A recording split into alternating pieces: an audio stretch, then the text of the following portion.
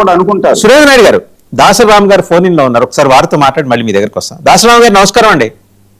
నమస్కారం అండి. దాసరామ్ గారు, నిన్న ముద్రగడ గిరిబాబు గారు మాట్లాడారండి, చాలా భావోద్వేగంతో మాట్లాడారు. దాని మీద ఆయన మాట్లాడుతూ ఆ రోజు ఆమె వారి సోదరి గూండాలతోటి బౌన్సర్లతోటి రాకుండా కుటుంబ సభ్యుల్ని నేరుగా వచ్చి అమ్మగారి దగ్గరకు వచ్చి మాట్లాడుంటే నేనే దగ్గరుండి తీసుకెళ్ళి ఉండేవాడిని, అండ్ జగన్మోహన్ రెడ్డికి ఇది అట్రిబ్యూట్ చేయడం సరికాదని. ఇదేంతా ఇప్పుడు తెలుగుదేశం కానీ మిగిలిన పార్టీలు కానీ అనేది ఏంటంటే వైసీపీ ఆర్గనైజ్ చేయించిన ప్రెస్ మీట్ అని మీరు ఫాలో అయి ఉంటారు. వారు ముద్రగడ గిరి గారు మాట్లాడింది ఆయన కంటతడి కూడా పెట్టుకున్నారు మాట్లాడుతూ. అదేనండి, ఆ రోజు ఆయన పద్మనాభం గారు అంతిమంగా సంస్కారం సంబంధించి వెళ్ళాము. అదే మేము ఈవినింగ్ వెళ్ళాము, మార్నింగ్ జరిగిన సంఘటన అనుకుంటాను అది. అక్కడ వారు ఆమెతో పాటు పోలీసులు ఇంకెవరో మనుషులు ఆమెతో పాటు వచ్చారు. వాళ్ళు ఎవరు బంధువులు కాదంట. అక్కడ చెప్తుంటే విన్నాం అన్నమాట. పోలీసులను ఇంకెవరో మనుషులను తీసుకొని వచ్చి బలవంతంగా లోపలికి రావటం, అక్కడ వీళ్ళు అక్కడ ఉన్న మనుషులు అడ్డుకోవటంతో గొడవ అయింది అని చెప్పారు. అక్కడ చెప్పారు. అదే గిరిగారు ఈరోజు చెప్పారు. అట్లాగే చివరి ఆయనకు అధికార లాంఛనాలు ఇస్తున్నప్పుడు వాళ్ళు చెప్తూనే ఉన్నారన్నమాట. అంటే నేను విన్నాను అక్కడ ఎవరో బయట వాళ్ళు చెప్పడం కాదు, వాళ్ళ కుటుంబ సభ్యులే చెప్తున్నారు, మేము అధికార లాంఛనాలు వద్దన్నాం కదండి,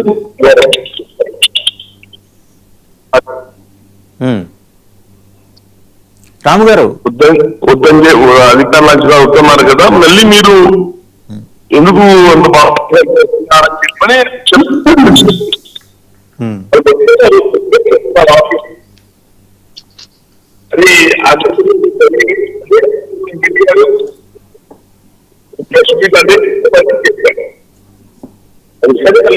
వాయిస్ రాలేదు సార్, వాయిస్ రాలేదు. రాము గారు, మీ వాయిస్ క్లియర్ గా లేదండి, కొంచెం గట్టిగా మాట్లాడతారా, బిగ్గరగా మాట్లాడతారా? రాము గారు, మీ వాయిస్ క్లియర్ గా లేదు.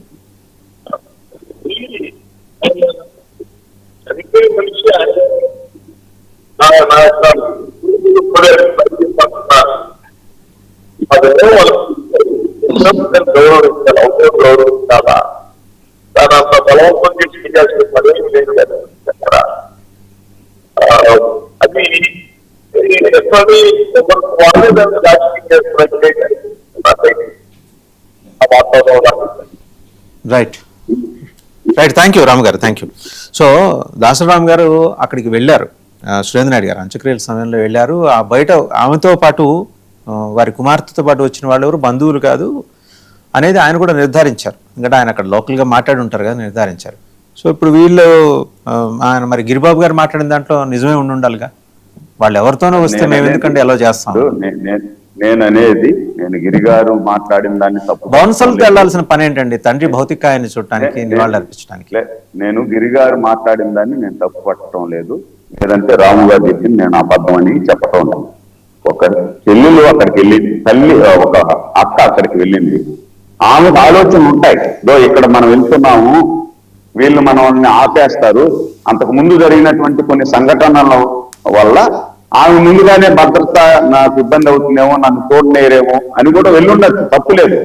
కానీ నేను అనేది ఏమంటే పెద్దరికంగా మీరు ఒక అన్నగా లేదంటే ఒక తమ్ముడుగా, నాకు తెలియదు వాళ్ళ అన్న తమ్ముడు అనేది నాకు ఐడియా లేదు, అన్నగాను తమ్ముడుగాను ఒక సోదరి కదా వచ్చింది. సరే, అంతకు ముందు ఎన్ని తప్పులు చేసిండు ఏమనేది నేను దాని లోతులే పోదలుచుకోవాలా, అది వాళ్ళ కుటుంబ వ్యవహారం. వచ్చినప్పుడు మీరు పెద్ద మనసుతో ఆ తప్పులను మన్నించి, తండ్రెట్ట మనం కోల్పోయాం, మనం ఇంకా నీ దారి నీది, నా దారి నాది వద్దు, తల్లి ఉంది మనకి, మనం అందరూ కలిసే ఉందాం, కలిసి ఒక మంచి నిర్ణయం తీసుకుందాం, మన కుటుంబాన్ని ఏ విధంగా మనం లీడ్ చేయాలనో ఆ విధంగా లీడ్ చేద్దాం అని చెప్పి ఒక సోదరుడి పాత్ర పోషించుంటే ఇంకా బ్రహ్మాండంగా అభినందించుంటాం. కానీ మీరు అది చేయలేదనేదే నా బాధ, అంతే. నేను దాన్ని పాయింట్అవుట్ చేయట్లే, ఆ విధంగా చేసి ఉండొచ్చు కదా.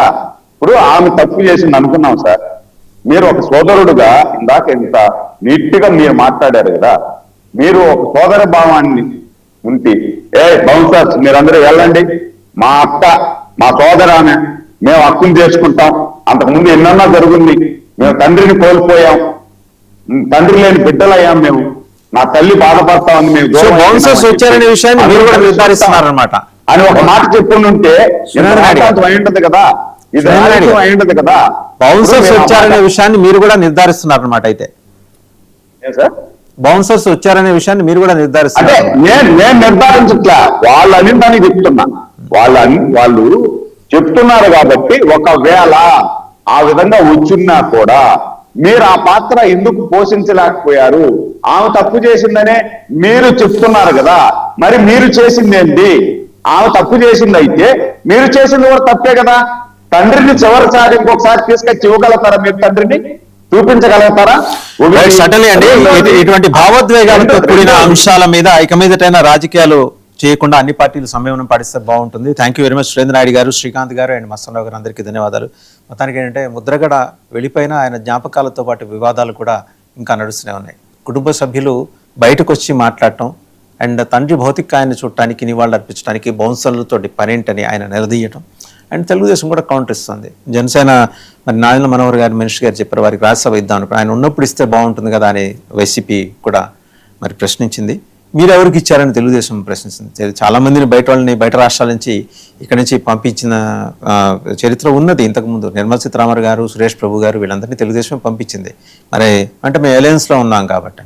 అలయన్స్లో లేకపోతే మాత్రం ముద్రగడ పద్మనాభం మీద మీకు అంత మంచి ఒపీనియన్ ఉండి ఆయన మీద ప్రేమ అభిమానం ఉంటే పంపించి ఉండాలి కదా అనేది వాళ్ళ ప్రశ్న. ఎనీహౌ ముద్రగడ జ్ఞాపకాలు సజీవంగా ఉన్నాయి అండ్ మంచి రాజకీయం అయితే ఆయన కోరుకున్నట్టు అన్ని పార్టీలు చేస్తే బాగుంటుంది. అదే ఆయనకి అర్పించే ఘనమైన వాళ్ళు. Thank you very much for watching big debate.